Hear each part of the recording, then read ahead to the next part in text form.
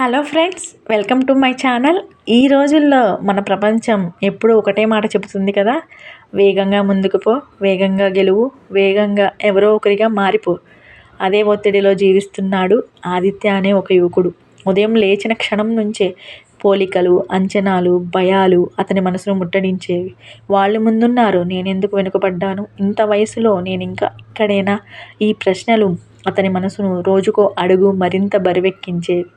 ఒకరోజు ఆ ఒత్తిడిని తట్టుకోలేక ఆదిత్య ఒంటరిగా ఒక చిన్న పార్కుకి వెళ్ళాడు.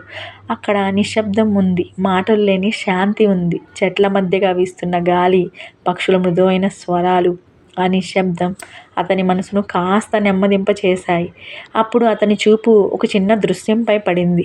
ఒక తాబేలు చాలా నెమ్మదిగా ముందుకు సాగుతుంది. చుట్టూ పిల్లలు పరిగెత్తుతున్నారు, పెద్దవాళ్ళు వేగంగా నడుస్తున్నారు. కానీ ఆ తాబేలు మాత్రం ఎవరినీ పట్టించుకోకుండా తన దారిలో తాను సాగుతుంది.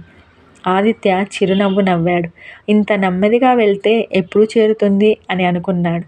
కానీ కొన్ని నిమిషాల తర్వాత అతను గమనించాడు, తాబేలు ఆగలేదు, తిరిగి వెనక్కి పోలేదు. తన వేగం చిన్నదైనా తన దిశ మాత్రం స్పష్టంగా ఉంది.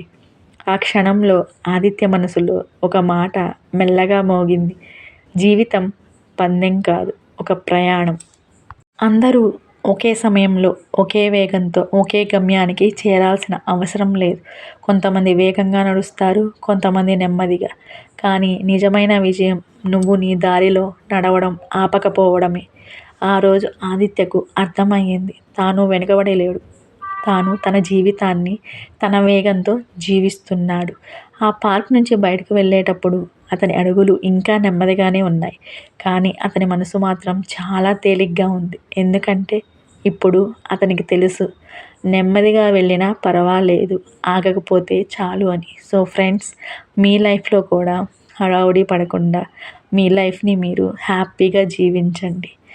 చాలా సాటిస్ఫాక్షన్గా ఉండండి.